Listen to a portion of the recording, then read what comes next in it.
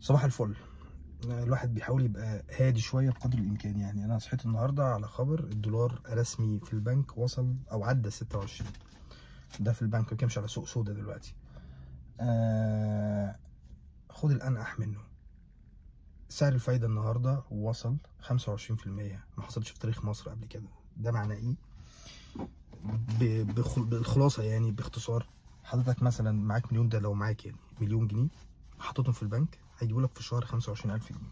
طيب السؤال، لو انت معاك المليون جنيه دي دلوقتي وبتفكر ان انت كنت عايز تخش مشروع انت ومحمد بازوكا واحمد الهواري وعلي علاقه، وهتعملوا مشروع حلو او مصنع صغير بسيط، كل واحد يحط مليون ومش عارف ايه، وهتشغلوا ناس وهتعملوا مش عارف ايه.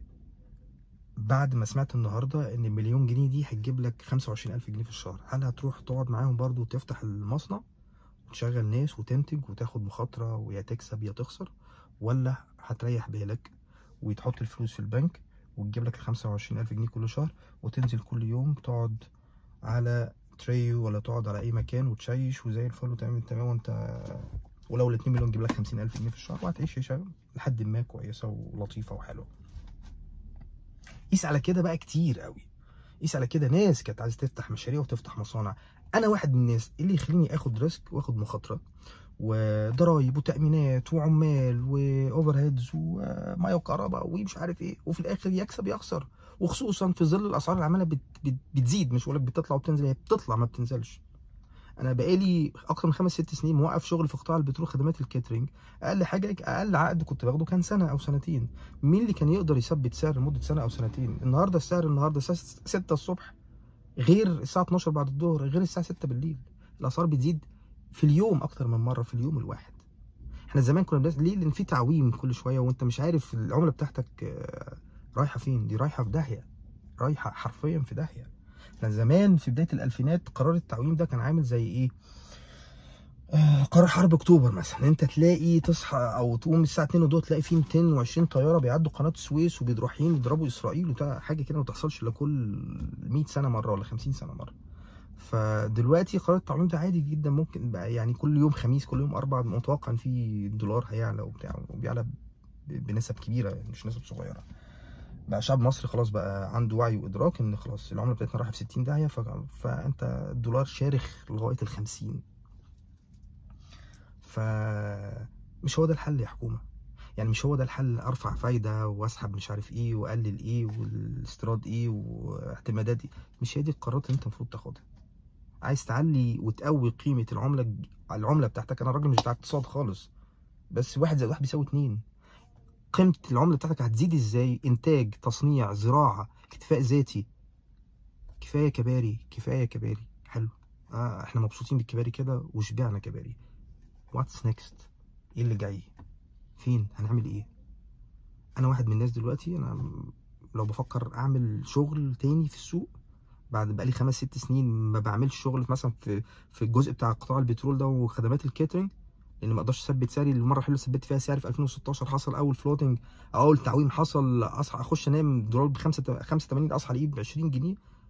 بسم الله الرحمن الرحيم كده 5 6 مليون جنيه خسائر. بقالي 6 سنين بجري في المحاكم عشان اخد فروق الاسعار دي بعد ما في قرارات جمهوريه وقرارات وزاريه ما خدتهاش ومش هاخدها. واتقالت لي كده حرفيا من شركات البترول اللي هي اكتر من 51% مملوكه للحكومه. خلي المحاكم تنفعك.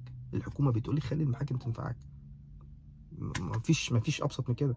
فمفيش فلوس هتيجي خلاص، الفلوس راحت. ليه؟ عشان فكرت بس ان انا اشتغل واشغل معايا ناس.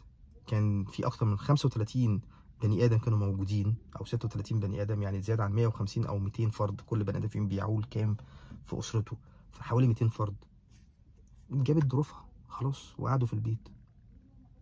قيس على كده شركات كتير ومصانع كتير اتأثرت بموضوع التعويم. فعمر ما القرارات الاقتصادية بتتاخد دي ورفع الضرايب ورفع الدعم عن المحروقات، عمر ما ده يعني ده مش الحل الوحيد ان انت تقوي العملة بتاعتك. ده الحل الوحيد لإرضاء البنك الدولي. لكن انت عشان تقوي العملة بتاعتك انتاج سواء صناعي او زراعي، اكتفاء ذاتي، سياحة. السياحة اللي كانت ممكن تدخلنا أكتر من 20 مليار و25 مليار دولار اللي بتخش لدول تانية أقل مننا في مقومات السياحة. انت عندك اكتر من تلت اثار العالم، عندك جو. لو وريتكم الجو حوالينا دلوقتي عامل ازاي واحنا في عز يناير اللي التلج مغطي كل اوروبا ومغطي دول كتيره جدا. انت عندك هنا الشمس طالعه دلوقتي، واحد شايفين الجو عامل ازاي والحر عامل ازاي. مش هقول لك حر اللي هو وحش، جو حلو نص كم في شهر يناير، مش موجود في اي حته في العالم. بندخل كام سياح.